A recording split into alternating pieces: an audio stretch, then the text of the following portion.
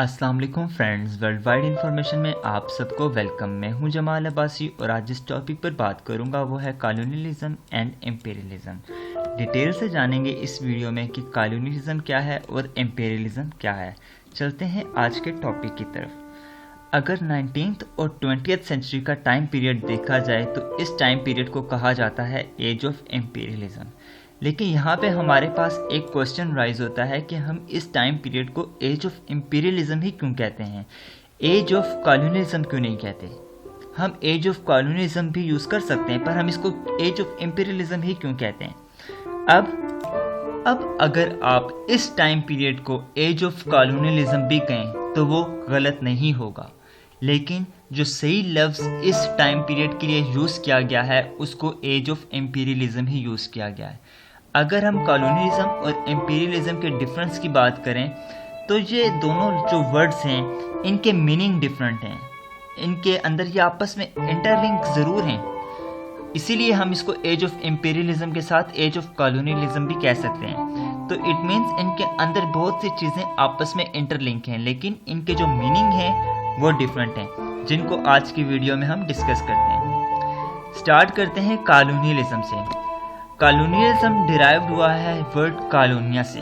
अब कॉलोनिया इसके जो मीनिंग्स हैं, लैटिन वर्ड है, इसके मीनिंग्स क्या हैं? सेटलमेंट इन फॉरेन सॉइल, मतलब कि किसी भी दूसरी ज़मीन पे जाके सेटल होना, अपनी डोमेस्टिक जगह छोड़ के दूसरी फॉरेन ज़मीन पे जाके सेटल हो जाने को फॉरेन सॉइल कहा जाता है। मतलब कि कोई भी अनजान जगह जहाँ पे जाके आप सेटल हों तो उसको हम फॉरेन सॉइल कहते हैं। अगर देखा जाए तो यहाँ पे एक कंडीशन भी है, ऐसा नहीं है कि आप यहाँ से किसी भी जगह पे जाएं, माइग्रेट करें और आप कहें कि भाई ये कॉलोनियलिज्म हो गया, ऐसा नहीं है। वहाँ पे एक कंडीशन है कि डोमिनेंस, अपनी वहाँ पे डोमिनेंस जमाना। कहाँ पे? जिस जगह पे आप सेटल हुए हैं, अपनी जगह छोड़ के किसी दूसरी जगह पे जहाँ पे आप सेटल हुए हैं वहाँ की जो लोकल पॉपुलेशन है उन पर अपना इन्फ्लुएंस करना, एक्सप्लॉइट करना उनको इकोनॉमिकल और पॉलिटिकल, दैट इज़ कॉलोनियलिज्म। अब ये जो डोमिनेंस है ये एक कंडीशन लग गई है, लोकल पॉपुलेशन के अंदर आपने डोमिनेंस करनी है। ऐसा नहीं है कि आप अंटार्कटिका जाएं, वहाँ पे तो पॉपुलेशन है ही नहीं, तो आप कहें भाई ये हमने वहाँ पे सेटलमेंट कर ली तो ये कॉलोनियलिज्म है। ऐसा नहीं है, वहाँ पे पॉपुलेशन भी हो जिस पर आपका इन्फ्लुएंस भी हो, इसको कहा जाएगा कॉलोनियलिज्म। अब देखते हैं इंपीरियलिज्म क्या है। इंपीरियलिज्म को देखा जाए तो ये डिराइव्ड हुआ है, ये भी लैटिन वर्ड से ही वर्ड निकला है, इम्पीरियम। इम्पीरियम का जो मतलब है ऑर्डर, कमांड या अथॉरिटी।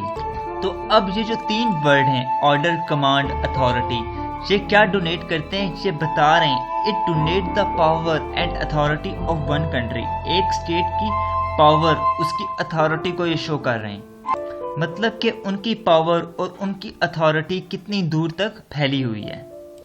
अपने स्टेट के अंदर तो उनकी पावर है, अथॉरिटी है, लेकिन बियॉन्ड द बाउंड्री, जिस डोमेस्टिक प्लेस में वो रह रहे हैं उसके बाहर वो कितनी फैली हुई है। जैसे कि अभी मैं पाकिस्तान में हूँ लेकिन मेरा इन्फ्लुएंस अपनी डोमेस्टिक बाउंड्री, पाकिस्तान की हदूद से बाहर आगे कितना है, इसको कहा जाएगा इम्पीरियलिज्म।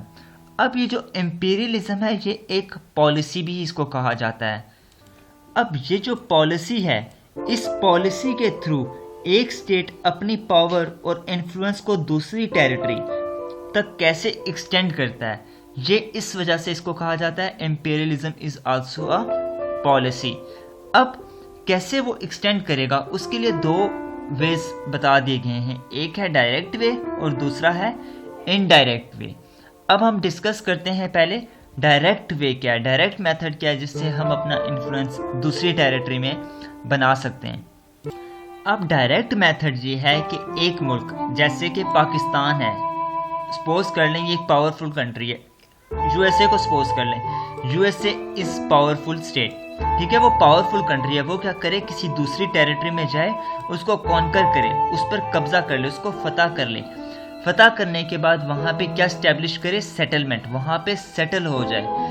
सेटल होने के बाद वहाँ का जो पॉलिटिकल और इकोनॉमिकल सिस्टम है, इन दोनों सिस्टम के अंदर अपना कंट्रोल जमाए। इसको कहते हैं डायरेक्ट मेथड, मतलब कि फिजिकली आपने जाके उस टेरिटरी के अंदर अपना इन्फ्लुएंस बढ़ाना है, उसको कनकर करके उसके पॉलिटिकल और इकोनॉमिकल सिस्टम के अंदर अपना कंट्रोल बताना है। इसको कहा जाता है डायरेक्ट मेथड। अब इनडायरेक्ट मेथड क्या है? जो इनडायरेक्ट मेथड है वो ये है कि आप किसी की टेरिटरी में, किसी दूसरे स्टेट की टेरिटरी के अंदर फिजिकल ना जाएं विदाउट एंटरिंग, मतलब कि फिजिकल आप उस टेरिटरी में ना जाएं लेकिन उस टेरिटरी के अंदर आपका इन्फ्लुएंस हो। इसको कहा जाता है इनडायरेक्ट मेथड ऑफ इंपीरियलिज्म। अब अगर इनकी एग्जांपल्स देखी जाएं, डायरेक्ट मेथड के अंदर जब नेपोलियन का टाइम पीरियड था, नेपोलियन अपनी टेरिटरी एक्सपेंड कर रहा था, तो वो क्या करता था? कॉन्कर करता था दूसरी टेरिटरी पे। उसको कॉन्कर करने के बाद वहाँ के पॉलिटिकल और इकोनॉमिकल जो सिस्टम था उसके अंदर अपना इन्फ्लुएंस जमा रहा था। तो it means Napoleon direct method of imperialism को फॉलो कर रहा था। अब इसी तरह इनडायरेक्ट मेथड की एग्जांपल देखी जाए, कोल्ड वॉर टाइम पीरियड के टाइम जो अमेरिका और सोवियत की जो आपस की वॉर थी, आइडियोलॉजिकल वॉर, इनके अंदर एक डॉक्ट्राइन थी, ट्रूमन डॉक्ट्राइन। उसमें जो अमेरिकन प्रेसिडेंट ट्रूमन थे वो क्या कर रहे थे? एड दे रहे थे किसी दूसरे स्टेट को जहां कम्युनिज्म से उसको रोकना था। तो ये क्या हुआ कि अमेरिका जो था वो अपनी टेरिटरी के अंदर ही था, लेकिन वो जो एड दे रहा था ट्रूमन, प्रेसिडेंट ऑफ अमेरिका, बाकी स्टेट्स को, बाकी स्टेट ताकि कम्युनिज्म उनके अंदर ना आए, वो जो एड थी वो इनडायरेक्ट मेथड थी। तो ये था इनडायरेक्ट मेथड ऑफ इंपीरियलिज्म और अपनी डोमिनेंस भी वहाँ पे दिखा रहा था। अगर इसको बिल्कुल एक किस्म का आप कहने कंक्लूड किया जाए तो इंपीरियलिज्म ये है कि आपने कॉन्कर करना है, उसको फतह करना है, उसके बाद उसके अंदर अपनी इन्फ्लुएंस जतानी है। लेकिन कॉलोनियलिज्म यह है कि आपने उसको फतह नहीं किया लेकिन फिर भी आपने उसके अंदर डोमिनेंस दिखानी है, उनके वहाँ की जो पॉपुलेशन है उसके अंदर अपना इन्फ्लुएंस दिखाना है। तो ये था आज का लेक्चर। नेक्स्ट वीडियो में डिस्कस करूँगा Lenin analysis of imperialism and Marxist analysis of imperialism. Thank you for watching. I really appreciate your time. Kindly subscribe this channel and press the bell icon for next videos.